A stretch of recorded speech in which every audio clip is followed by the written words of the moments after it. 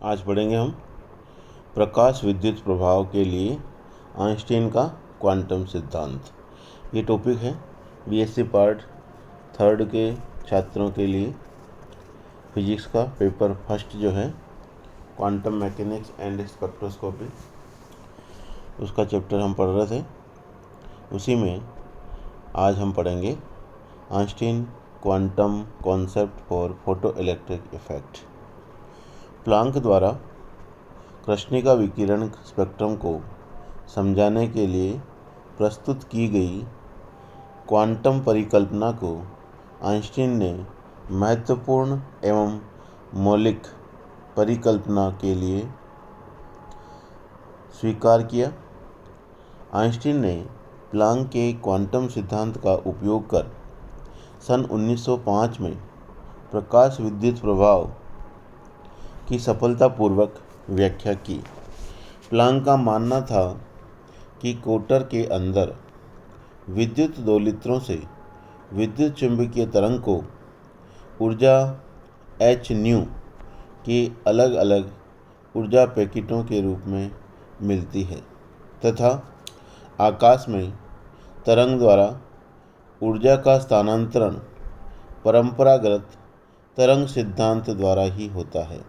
लेकिन आइंस्टीन के अनुसार ऊर्जा का केवल आदान प्रदान ही क्वांटा के रूप में नहीं होता, बल्कि आकाश में ऊर्जा का स्थानांतरण भी तरंगाकारों के रूप में ना होकर ऊर्जा पैकेटों, जिनको क्वांटा नाम दिया, के रूप में होता है।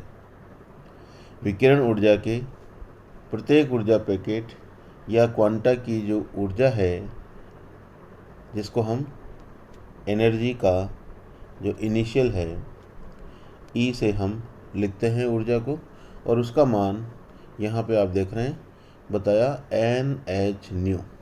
अब यहाँ पे 3 पद हैं, N natural number, H Planck constant और न्यू आवृत्ति। यहाँ इसने लिखा भी है कि E = NH न्यू होता है, जहाँ पे N 1, 2, 3 एंड सो ऑन है ना, प्राकृतिक संख्या के बराबर है, तथा H प्लांक स्थिरांक है, जिसको हम जानते हैं उसका मान होता है 6 × 10⁻³ और इकाई होती है जूल × सेकंड। और न्यू विकिरण की आवृत्ति है, और हम जानते हैं आवृत्ति की इकाई क्या होती है, या तो हर्ट्ज होती है या प्रति सेकंड होती है, हर्ट्ज और पर सेकंड। तो H जो जूल × सेकंड था, उसको पर सेकंड से मल्टीप्लाई करेंगे तो उसकी ऊर्जा की यूनिट जो है जूल के रूप में आ जाएगी। N कांस्टेंट है, उसकी कोई इकाई नहीं होती है। तो इस तरह से ये जो E = NH न्यू है, वो क्वांटा यानी उस वेव पैकेट जो है उनकी ऊर्जा जूल में व्यक्त कर रहा है। इन ऊर्जा पैकेटों या क्वांटा को बाद में फोटोन का नाम दे दिया। क्या नाम दे दिया? फोटोन। और फोटोन का जो मास है वो 0 होता है ना, ये द्रव्यमान रहित होते हैं। और इस प्रकार विद्युत चुंबकीय तरंगों की ऊर्जा h न्यू के रूप में फोटोनों के रूप में रहती है और संचरित होती है। अतः निश्चित तीव्रता के प्रकाश के लिए उत्सर्जित फोटो इलेक्ट्रॉन की अधिकतम गति ऊर्जा या निरोधी विभव, निरोधी विभव को मतलब जानते हो, स्टॉपिंग पोटेंशियल, ठीक है, प्रकाश की आवृत्ति पर निर्भर करती है। अर्थात विकिरण की आवृत्ति न्यू के बढ़ने से फोटोन की ऊर्जा h न्यू बढ़ेगी, जिससे इलेक्ट्रॉनों की गतिज अधिकतम ऊर्जा यानी निरोधी विभव का मान भी बढ़ेगा। ये सब आप पढ़ चुके हो।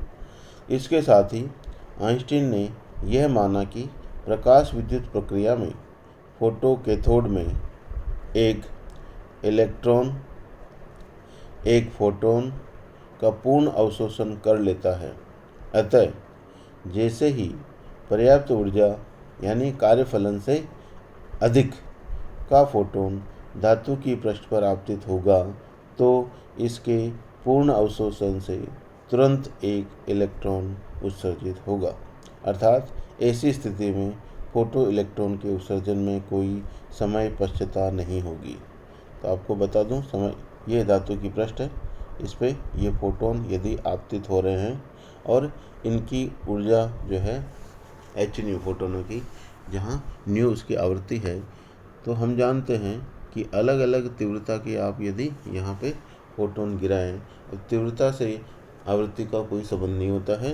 तीव्रता हम जानते हैं number of photon incident on the surface per unit area per unit time, यानी इसके एकांक क्षेत्रफल पर आपतित जो फोटोनों की संख्या है वो प्रति सेकंड बढ़ती या घटती है तो तीव्रता का मान बढ़ता या घटता है ना। आवृत्ति से बढ़ना घटना इसका संबंध नहीं है। तो तीव्रता नंबर ऑफ फोटोन्स अधिक गिर रहे हैं या कम गिर रहे हैं उस पर निर्भर करता है। लेकिन यदि आवृत्ति कांस्टेंट है तो हम जानते हैं ऊर्जा का मान Eb क्या होगा, कांस्टेंट होगा।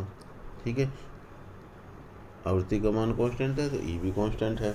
लेकिन यदि धातु की सतह से इलेक्ट्रॉन को बाहर आने के लिए जो न्यूनतम ऊर्जा है जिसको हम कार्यफलन कहते हैं, और वो अगर हम एच न्यू के रूप में लिखें तब न्यू का मान जो आएगा वो न्यू जीरो हो, तो न्यूनतम ऊर्जा यानी इतने आवृत्ति का फोटोन सारी की सारी अगर वो अवशोषित कर लेता है तो उसको इतनी ऊर्जा मिल जाएगी।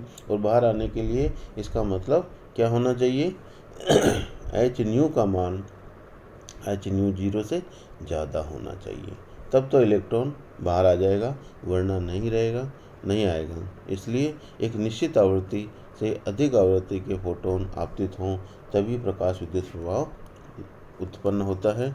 यह हम कह सकते हैं कि न्यू जीरो, जिसको हम दहलीय आवृत्ति कह रहे हैं, उससे अधिक आवृत्ति के फोटोन हम इस पे आपतित होने चाहिए। इसलिए आवृत्ति का बहुत बड़ा रोल है किसके अंदर, प्रकाश विद्युत प्रभाव के लिए, है ना। इस तरह से आइंस्टीन ने ये क्वांटम सिद्धांत दिया, उसका हम कार्यफलन क्या होता है, इसका मैथमेटिकल इक्वेशन क्या है, आदि आदि हम अध्ययन अगले उसमें करेंगे। धन्यवाद।